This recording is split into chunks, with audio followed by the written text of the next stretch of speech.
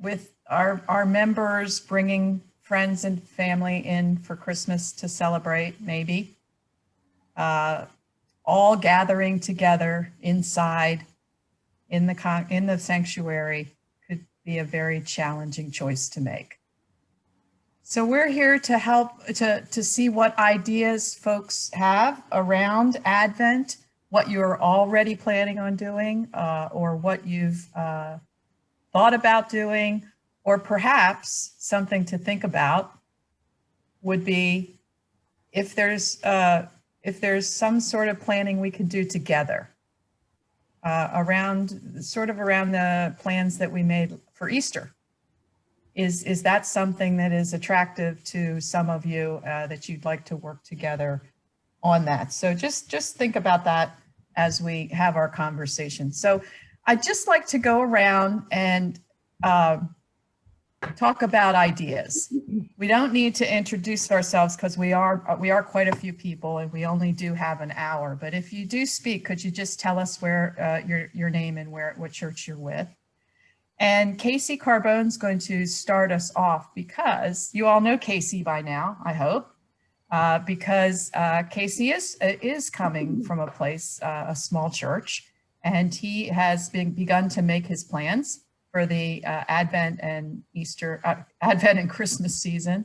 So I thought you could share that with us, and then I would love to hear the ideas that you all have been kicking around up to this point. So Casey, it's all yours. Thanks, Deb. Wow, if I had to plan for Christmas and Easter at the same time, that might do me in.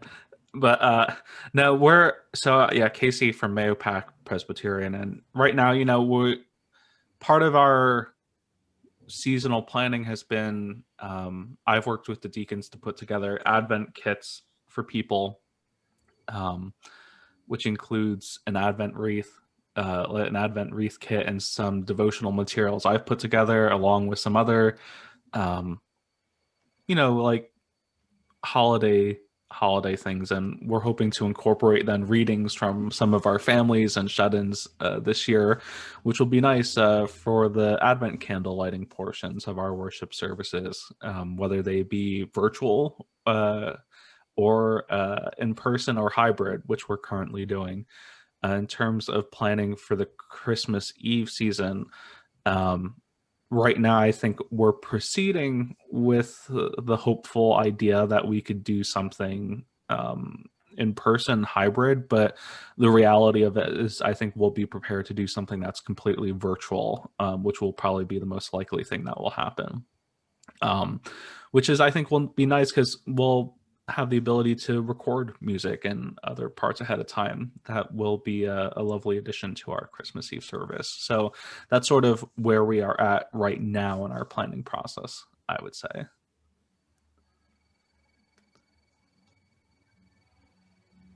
So who else has some ideas that they've been working on thus far or that you've heard about?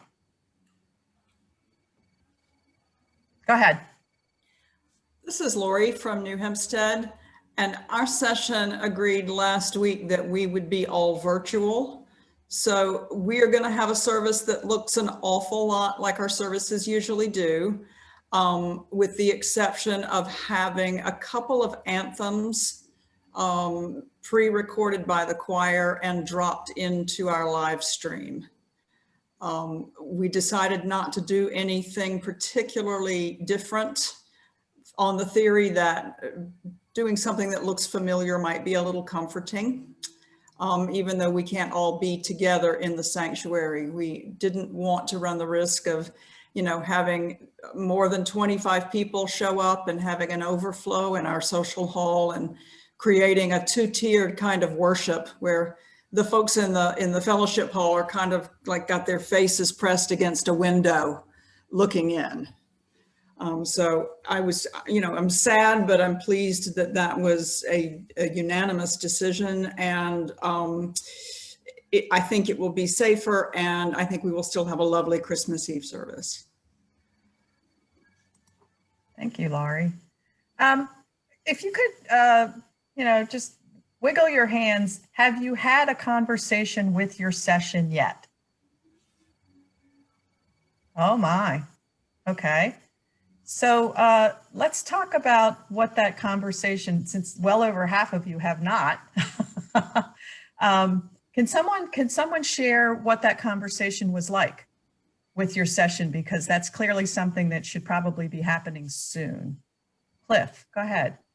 Last night our session met, and we had mixed feelings about and mixed opinions about going all the way through Advent in person and online. But at the end of the discussion, it was a split decision, one way or the other, to go completely online again from the beginning of Advent, and I made the casting vote to go online because multiple factors: the college kids returning from out of state, and other people, family returning from out of state, which increased the risk of turning it into a super spreading event. The other thing is the people just who don't regularly worship in church and don't know about social distancing or observing the right protocols, how you enforce that in a strict way without kind of creating a bad atmosphere. And also the ages of the congregation. So many vulnerable age groups and people in different conditions. So we took the precautionary approach to go completely online from the beginning of Advent and right the way through into the new year and possibly the spring. The other factor, the X factor for us, is that our heating bills for heating a large sanctuary for such a small group of people, and a limited income that's coming in to help offset those heating bills makes it prohibitive.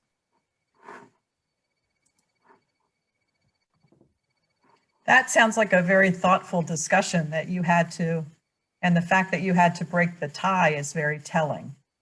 Yeah. You know, everything that you said is absolutely the truth. Absolutely the truth. That a lot of it is, you know, we don't know where we'll be in terms of the pandemic in our area at that time. We have no way of knowing that.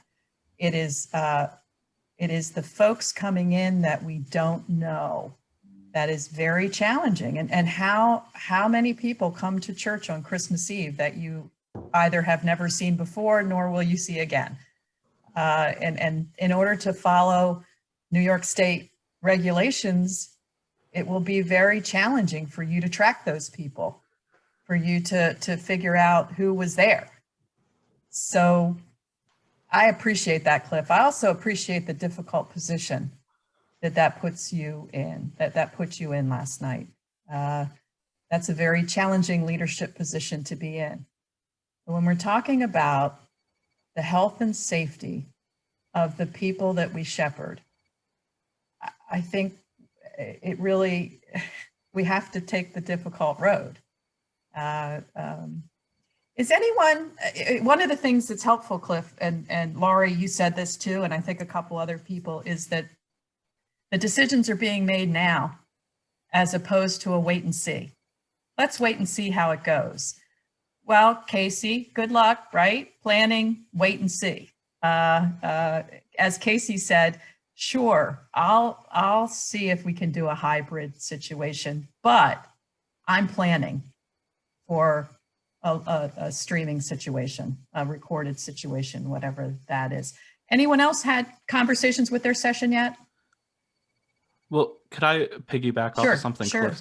I mean, I please. think part of our conversation that I've had with our session, I mean, it's a hard decision, and I think people on my session all know that the likelihood of us doing a virtual service is like 99% probable. But I think no one wants to say that, because I think there's the hope that we could still do it. But I think, you know, to jump off of what Cliff also said is, you know, I think for us, part of the conversation is, you know, our sanctuary still isn't that big. And so, you know, if we're going to have a Christmas Eve service, it's, you know, most likely going to be more than one service. And it's, do you want to invest the service? Do you want to invest the energy into, doing everything that's required afterwards to make sure you clean and I think the question for us is that a worthwhile investment of our resources and energy, when we could probably do something that feels pretty good virtually. And I like your foundational question, Cliff, about the cost of heating. Just for those, you may have 2 people, you may have 50 people, who knows? But that's a kind of a basic consideration as well. Does anyone else have some ideas that they might share that you're thinking about or that you've heard about to celebrate Advent or Christmas Eve?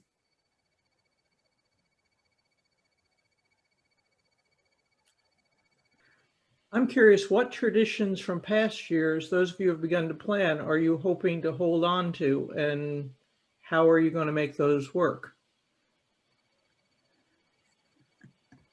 Yeah, right. Go ahead, Laurie. We will be doing pretty much the same kind of Christmas service we have always done. We will have virtual Eucharist. We'll sing Silent Night at the end. Everybody can sing in their homes. Everybody can have their own candle. So it's as much of a traditional Christmas service as we can make it. One of the biggest differences is, well, actually, no, we do have someone else. We have one cantor who sits in the balcony with a mask in front of a sneeze guard, an acrylic sneeze guard. And she will be singing the Christmas carols, and I've wangled her into lighting the Advent candle, the Christ candle on that night, because I think I'm going to be doing that all through the Advent season, even though we are worshiping with, a maximum of 25 people. I didn't want more people walking back and forth. That just felt risky. So I think I'm going to be doing that all through Advent, but Sue will do that for us on Christmas Eve. So it should, what you see on the screen should look very similar to what you would see if you were there in person. Casey, let me ask you something. I've heard about, and I wonder if you could talk about the technicalities behind hooking up your laptop to your television.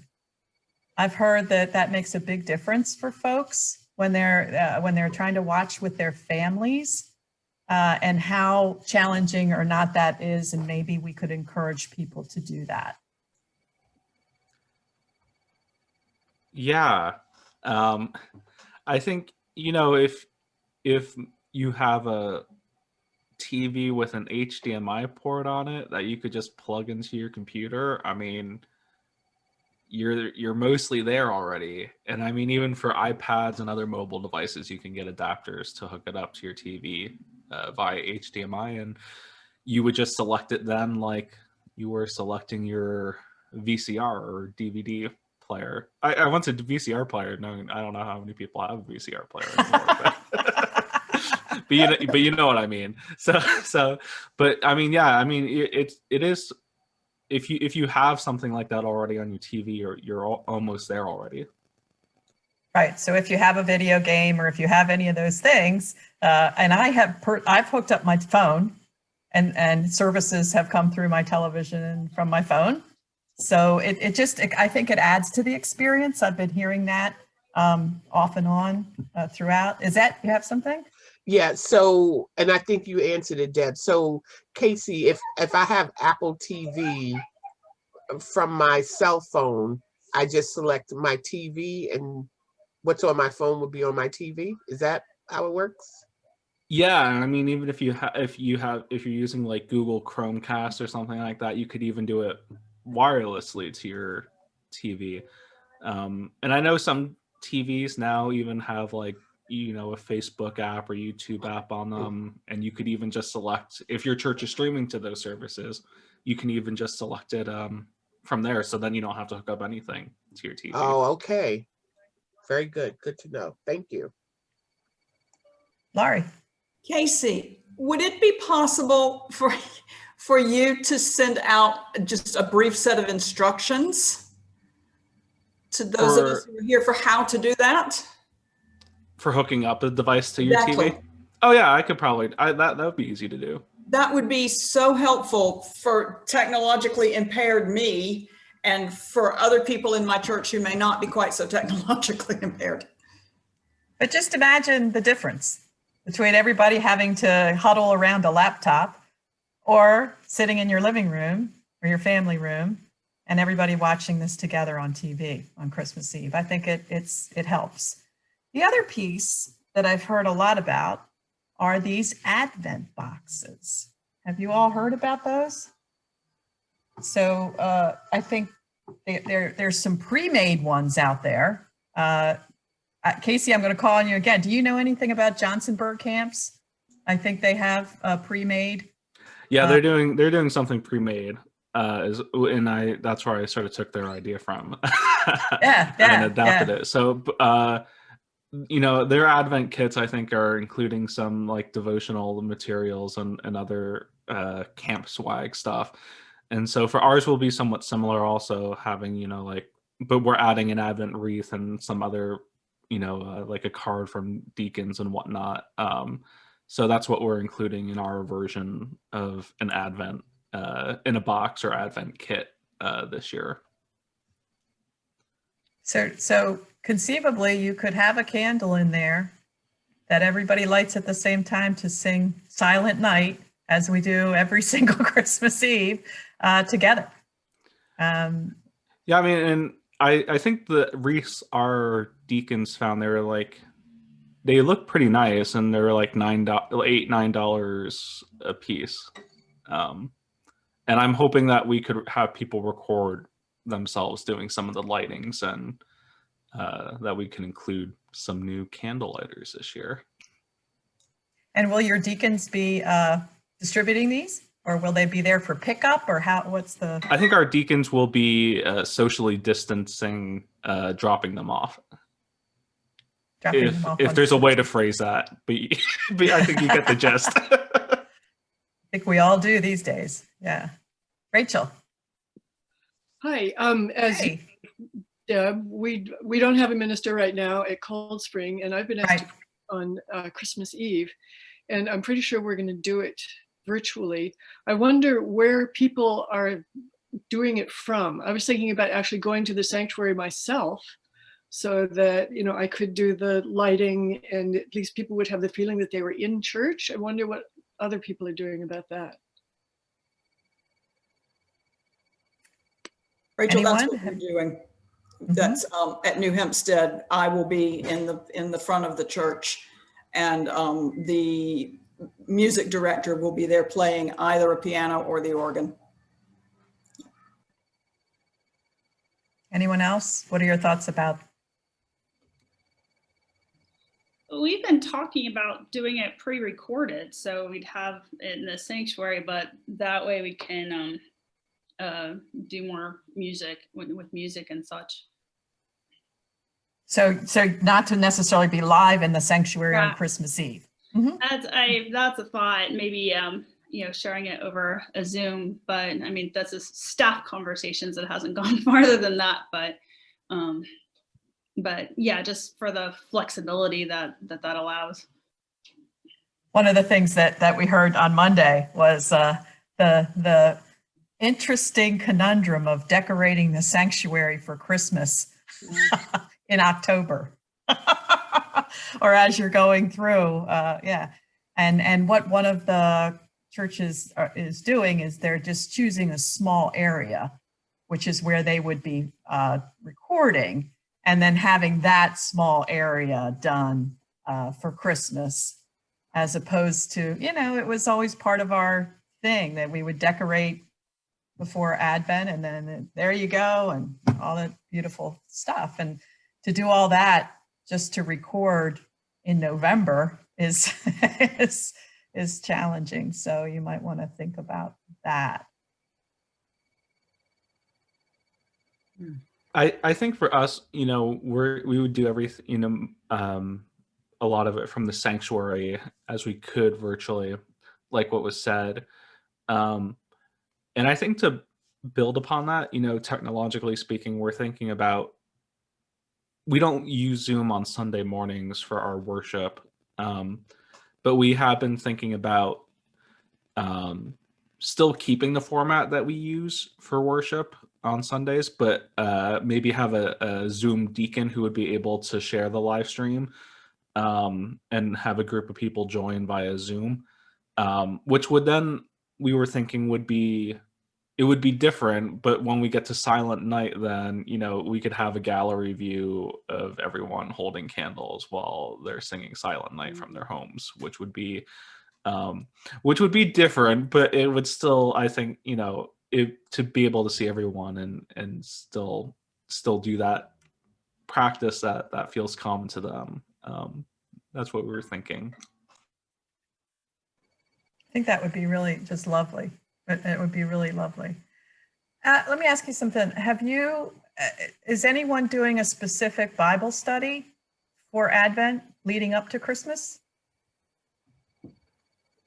Anyone thought about that? And I'm wondering if anybody's doing things outside the building now as far as decorations or Advent. I know that in my wife's congregation, they're going to do what they used to do, was decorate windows for each day of Advent, like an Advent calendar. They're going to do those outside now so that people can drive by and see them in various places.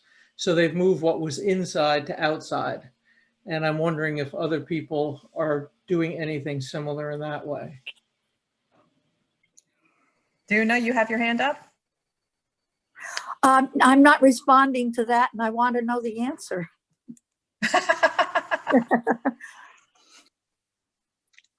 It's interesting that it would be a really good time to make sure that outside of your building, folks know what's going on. Folks know what's going on and how to access whatever it is that you're doing.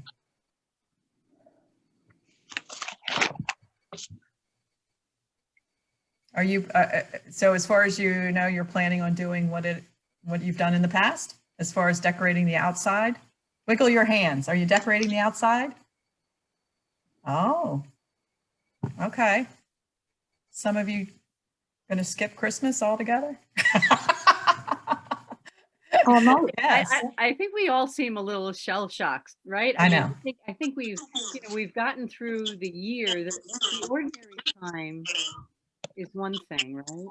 But this is so hard for us, I think, to face, right? When we're so used to so much, the decorations, the community. It's really hard to imagine. I mean, I'm just wondering whether we should just find some place and have a bonfire and call it a day, you know, sort of just do something so totally different that we can't even compare it to what we've done before, because no matter what we do, it will be pale by comparison, right? You know, so do we just go totally off the off the grid somehow? That's really interesting. Are you all thinking about that? I love that as an idea, because I think there's just so much, I don't know, I'm playing around with that, but there's just it's so sticky with, you know, people wanting what they've always had and getting mad at you for doing something different. And you don't have a lot of options. And it's like, are you going to do it in person with no carol singing? And that's really, I like that. Thank you. How do we get to, I mean, that's the thing I keep stumbling over. How do we get together and not sing carols? You know, how do we do that? It seems so. I know, but I have to tell you, I am still very taken with the humming choir. And if you can Google that at some point and listen to these folks, where you actually just hum, you hum your hymn. No, it's not satisfactory, but is it something? Yeah. Can you play music outside? In other words, pre-recorded music outside at the bonfire? I don't know. I don't know. We Burn have some- 2020. we have some brass, you know, we have some brass players. We usually have some brass music in the cemetery on Easter morning. Maybe we have to get them to to be out there on Christmas Eve this year. I do. I love that idea. I love that idea. Yeah, so when you open the newspaper the next day and you hear about a conflagration that happened in Gettysburg, and that the first responders were called out, then you'll know. But still, though, the idea of doing something that's just so different, that is not trying to be what was in any way, is interesting to me. Because I remember we had these small group meetings about, church engagement about a year ago or so. We were talking about the difficulty with conflict over change and how to manage it, and somebody said, oh, just never do something the same way twice, like, so that it can't become an expectation, and it struck me as really wise. And I don't know, I mean, just doing something totally out of the box, declaring the year what it is and making fun with it really sounds intriguing. I'm wondering if anybody else has any just wild ideas to stimulate the thoughts here. The bonfire would keep you warm, and so. I know in Katona we have the handbell choir, and they're often in demand around Christmas season to play in different venues. And our town had, to kind of encourage shoppers in the past, have solicited players like the handbell choirs to come and play in the evenings for an evening stroll of shopping. Again, it's a way to bring the whole community together and bring awareness. So I'm not sure if our handbell choir is already in tune to kind of signing up for something like that, but this might be a good year to kind of think about doing something outside the church with a larger community. I know one congregation and they're, let's see, nope, not here today, but have you heard of this? And I don't remember who did this in the summer, but somebody did, where they brought in an ice cream truck, right? So the ice cream truck came in and congregation came around and didn't stand around each other, and everybody got their safely delivered ice cream. Well, this congregation is doing the same thing Christmas Eve with chocolate, hot chocolate. And so, you get your hot chocolate and you don't congregate, right? And they were careful to have places, they have a big sort of parking lot. And so they could mark off places like we've seen in Central Park where they have the circles drawn. They could mark off places for that. But it was just sort of, folks, they're anticipating that folks will just stop by, not to stay around, not to hang out and do a service, although they may do something small, but it just gathers people. It just gathers people together. Yeah, Duna. You're muted. You're muted. Come on, come up. There you are. Okay. Okay, thank you.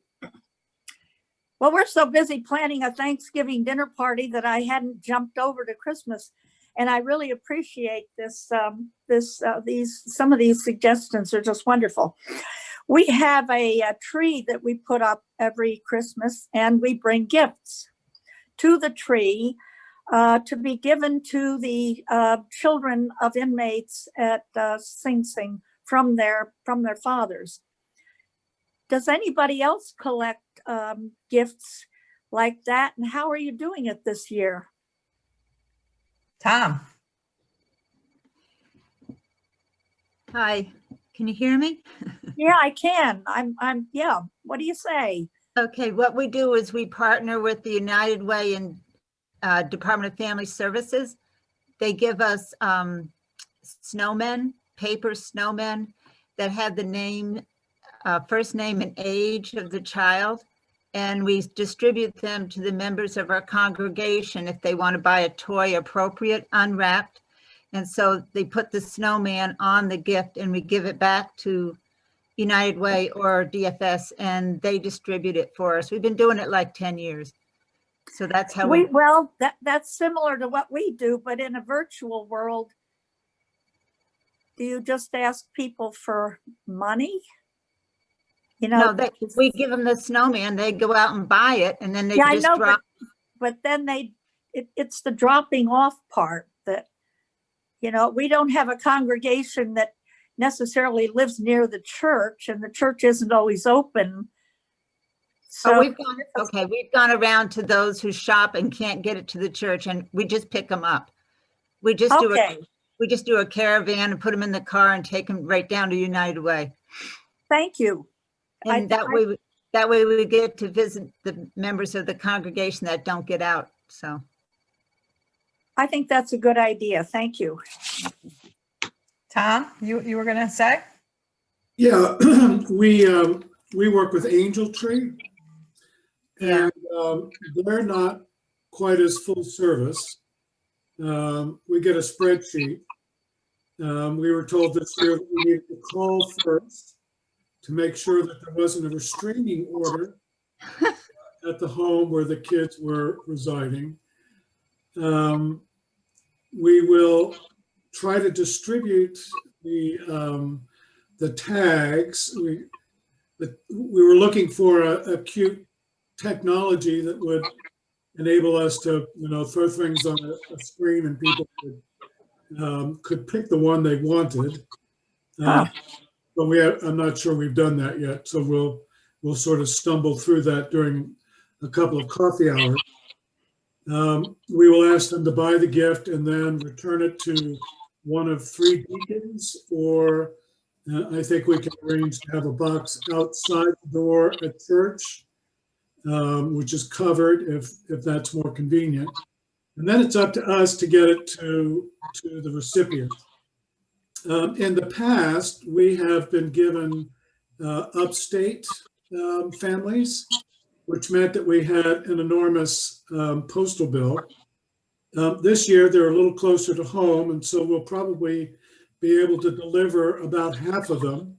And the idea, I think, is that we're working with so far is that of the 20 names that we have, we'll deliver 10 to front doorsteps, and we'll mail the other 5 to 10, you know, depending on just where the addresses are. So it'll be a little bit, you know, it's a bit of an effort, you know, because not everybody wraps the presents, and then wrapping them for postal delivery was another step. But it seems to fill a significant need, and you know, this year will just be a few more steps, and we'll try to carry on.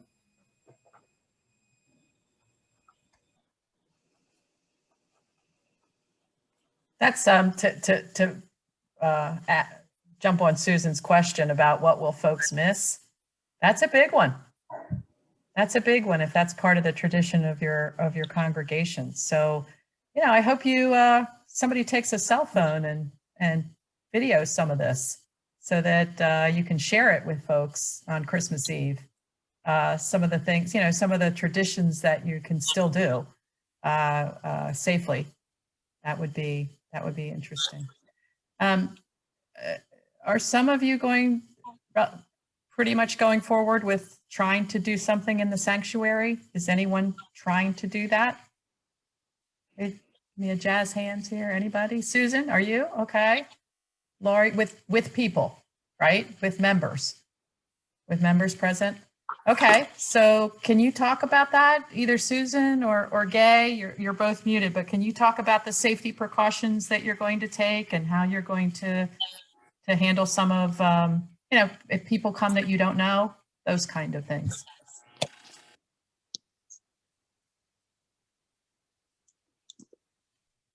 I think you're muted. You're both muted, actually. Yeah, Okay. I kept getting this hand and it wouldn't let me unmute.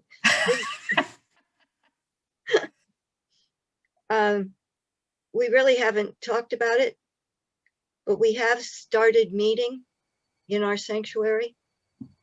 And we have a choice of 3 sanctuaries, and one of them is very large. so that we really, probably even if strangers showed up, we could more than 6 feet physically distance. And just safety precautions. Everybody wears a mask. We do not sing. And we spread out through the sanctuary. Okay. And Gay, are you making provisions so if you have to close that you will do the same thing through Zoom or something like that, or what will you do? Oh, we do both right now. We're on Facebook Live plus in the sanctuary. And average attendance at the sanctuary, I think, is about 25.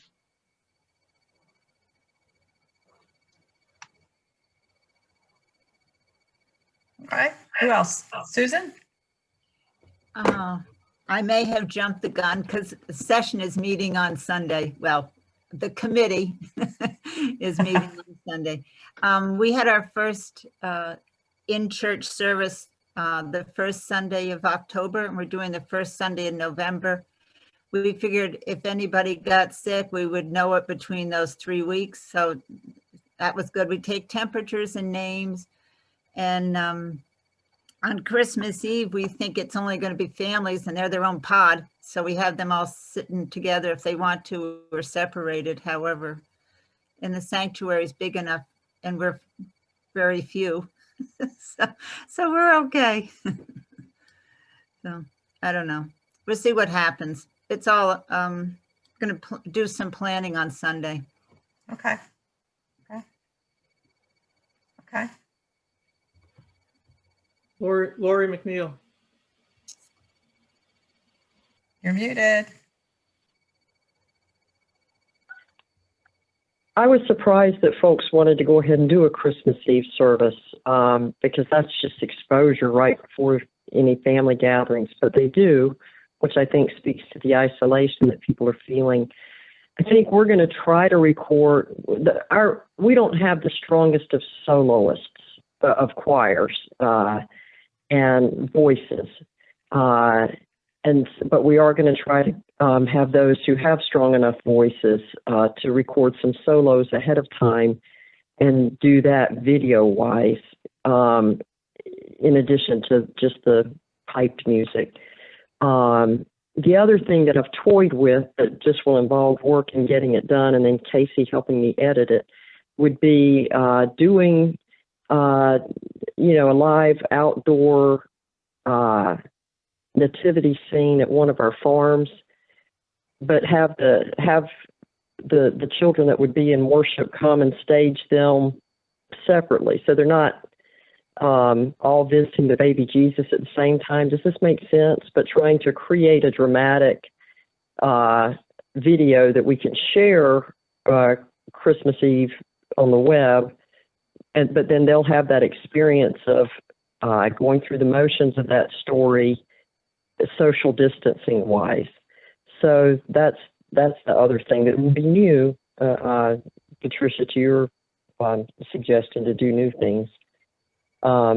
We also do have a tradition of doing a brunch and a lunch at the two churches, and I think I'll just try to do that Zoom wise if people want to jump on. I know people are Zoomed out, but we've always done those just to cut the isolation on Christmas Eve day, and have had folks come out regularly for that. So I think we'll do that again, but Zoom it at 10 and noon in the morning and noon. I'm depressed just being on this call. I'm missing it already, this season. I know. And again, and the thing is, go ahead. It is a season. I mean, it's really true to the season. In the bleariness of it, we are to hold hope. And as a worship leader, I'm just trying to get to the hope. I know. But we're living what the season is. Rachel. Well, this leads to another topic and was just mentioned to me by Lynn Brown, also of Cold Spring. When I was at Bedford, and a couple of times at Cold Spring, we've done a Blue Christmas or a longest night service. And it seems like this year would be particularly apt for doing that. I hadn't thought about it, but I don't know, we have to talk about it. I think we should go ahead and do it. And I think that could be done on Zoom. But people really do, they have a lot of sorrow and depression that they're carrying. That's a fantastic idea. I thought about that, not to make work for anyone, but we've done longest night services here in the past, like even collaboratively with the other churches in town. And, we usually get 6 people or so. Like, it hasn't been, and I agree that it's like a real year for it. Is that something that maybe we could do as a presbytery? Some kind of larger group?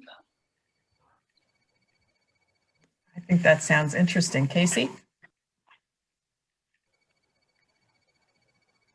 Yeah, I think I think if there was a group of people who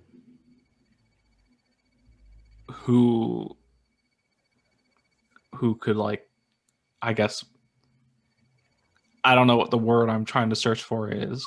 Plan. Yeah, and if then it was just needing to help put it out on our presbytery page, for example, or anything like that. I don't see why we couldn't do something like that. I volunteer to help plan. It's the tech piece that, with the multiple collaborators, that I don't know if anybody else here would be interested in that.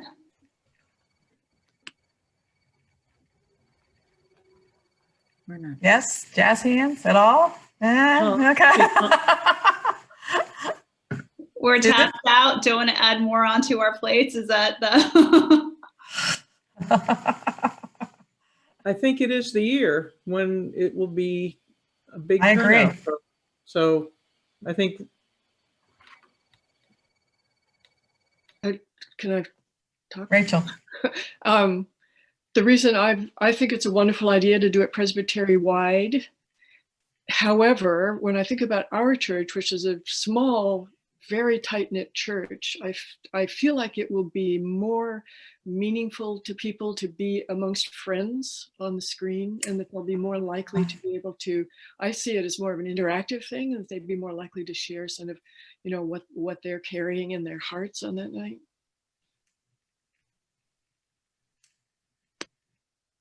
Yeah, Luanne. We do, and in fact, we're actually still trying to figure out. We're going to make it happen this week, but we have a tradition of sort of a Day of the Dead Presbyterian style gathering, and it's exactly what you're saying, Rachel. It's a time for people to come together, and they bring mementos and they talk about the people who they've lost, and it is, like you said, it's very personal, and there's a lot of sharing involved. And it's very meaningful to a lot of folks. And I think this year, we're trying to figure out how to make it happen virtually. We normally set up like I dare say the word altar. We set up a thing, right? A thing that I'm not going to call an altar, but we set and people bring their artifacts, right? They bring pictures, they bring fishing rods or rolling pins or dog collars, whatever so I agree with you. I think that this kind of thing is most profitable when there can be some kind of sharing. So that's just throwing out my 2 cents there. Duna? You're muted. Duna, you're muted.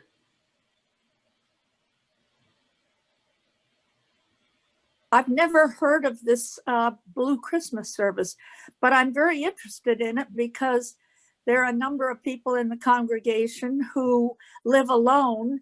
And I know that some of them are not going to be having their usual family gatherings. And I think it would be very helpful. Is there any format to this service, or is it just a roll your own? Well, what I'm hearing is that there's some interest in at least exchanging ideas, which may or may not be a shared service. So perhaps Rachel, go ahead. Well, I'm just going to say when we did it at Bedford for a few years, we were pretty much making it up out of whole cloth. We had not, we heard that this was happening, but there wasn't. Happy to go look back through my records and share with anybody, what we did then, if that would be useful to anybody. It would be useful. I'm very interested in this because personally, I'm in this position, and I can, anybody.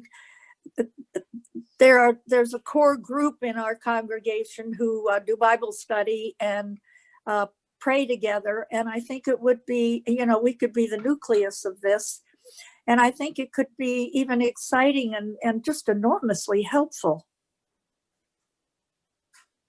Anne?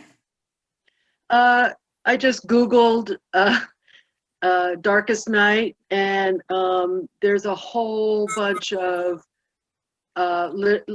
liturgies that you could, some of them are Lutheran, and I'm part of an ecumenical group that does Lutherans being part of it. But you can Google, and there are liturgies, there are explanations, there are links to all kinds of stuff to not have to reinvent the wheel here. Thank you. You're welcome.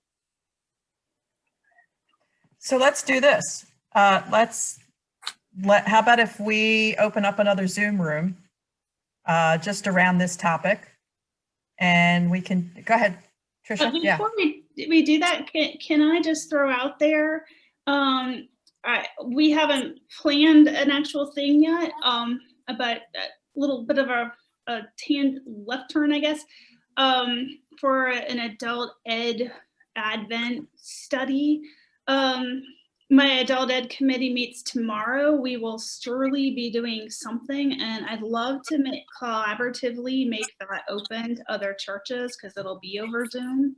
Does anybody have interest in that? We can put it up on the HRP catalog site that we've been developing. Like I said, we haven't actually planned the thing, but we could collaborate or offer multiple ones if there's any shared interest, or if you just want to invite your congregations to join us and take an easy ride on the workload there for a season, that's fine too. So just throwing it out. You can put it in the chat maybe if you're interested, or. That's fantastic because, and you notice in the chat that it was posted the PCUSA resources around Blue Christmas. So if you were interested in looking into that, that would be good. We can put out a feeler, and if you want to come together and talk about, shared resources around Blue Christmas, and it sounds like a few people would like to work together, and a few people would find it more meaningful on an individual, intimate setting. But again, I'll jump on what several people have said. This would be something to offer your folks during this year. It's not even a Blue Christmas; it's a Blue 2020, right? It's a blue. People are sad. People are sad, minimally sad. So that would be a true healing service that you could offer to people in your congregation, I believe. Okay, and looking at time, here's what I have. Casey's going to send out, or actually post on the website, a document that walks you through how to hook up to your television so that you can, folks can watch that with their families on Christmas Eve a little easier. Of course, you do know that as you're going along, any tech questions that you have, there he is. So he's there for you to call and to help figure out should I do this on YouTube, or what would be a good Zoom way to do that, or however, that you can make it a little different. I love the different ideas of just making Christmas Eve something totally out of the box. I think that would be, that's terrific too. I want you to know that there is going to be another Zoom that has been pretty well advertised. I think there's going to be a lot of people on it on Monday for musicians, choir directors, anyone having anything to do with music. That will be on Monday. The information is in Presby News, or the information is on the website. You're welcome to join in on that. And on November 9th, the following Monday, there's going to be a Zoom gathering of Christian educators, people involved in Sunday schools, people involved in adult education, different ideas around what folks are doing in this world. So in some congregations, that's all the same person. so you're welcome to join in and collaborate on any of these. We'll talk about bringing together another Zoom around the longest night, around Blue Christmas, and we'll get that in as soon as we possibly can get that scheduled and get that information out to you. And finally, before we close, first of all, Susan or Casey, do you have anything to add to our conversation as we close out? No, just that I've gotten quite a few good ideas. I mean, the outside stuff is right up my alley, but I don't know how we trace anybody if they came and visited, and to be, we're fenced in. So I'm going to toss that idea around just to see if that works. And then I like the idea of only decorating part of the sanctuary. It's tough when people show up that you say, you can't be here. Yeah. It's really a challenge that we might not be able to meet. I don't know. One thing we are going to do that we started last year, it's called the Blessings Fence. And what we do is we put scarves and hats and gloves. And this year we're going to put in PPE, protective personal equipment, in these bags. And we put them on our fence, and anybody that comes by takes them. So that's going to be our gift for the community this year. So it's been working out pretty good. We do it weekly and they're gone within an hour. So it's targeting mostly the homeless that come by. So they pick them up because they don't have any way to, clean themselves or whatever. So and keep warm. So that's been well received. So that's kind of a Christmas thing we can do. Maybe we'll put a hot chocolate in it. I don't know. A package of hot chocolate. Yeah. And if there's anything else that you are interested in, please put it into the chat because we would love to bring you back together again, along with others, or resource you in any way that we possibly can. And we copy the chat, so be careful of those, be careful of those intra things when you're talking to each other. That's in the copy of the chat too. So if you're talking about Susan to George, we're going to see it.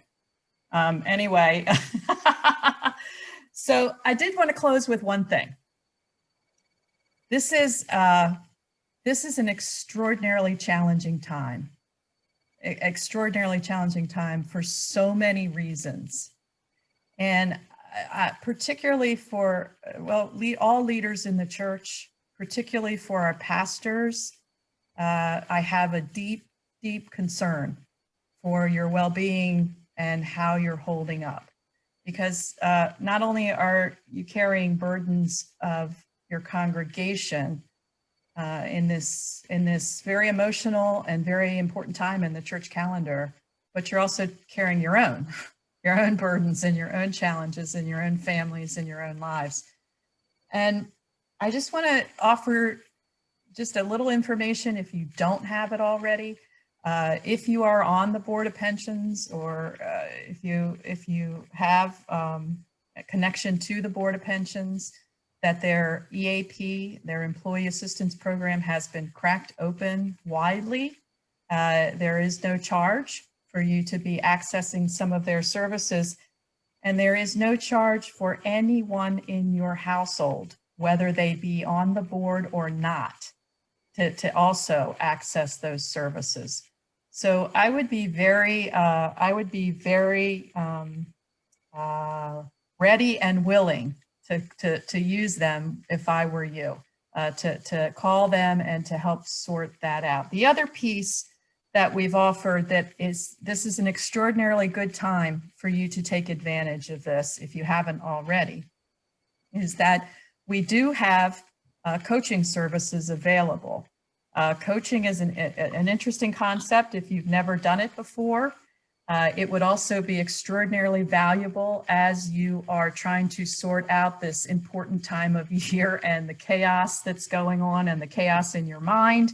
If you would like to avail yourself of that, the form is on the Presbytery website. Again, there's no charge to you. These are coaches that are all over the country, and they're all certified professional coaches. And you can access that during these times, particularly if you so desire. And do know that sometimes it just helps to come together and talk about it. We're going to be relaunching our clergy community group that met on Wednesday mornings to be able to have conversations as we go through this times, to talk about our joys, because there are many joys and our challenges through this time. Am I the only one that starts to think about the Grinch?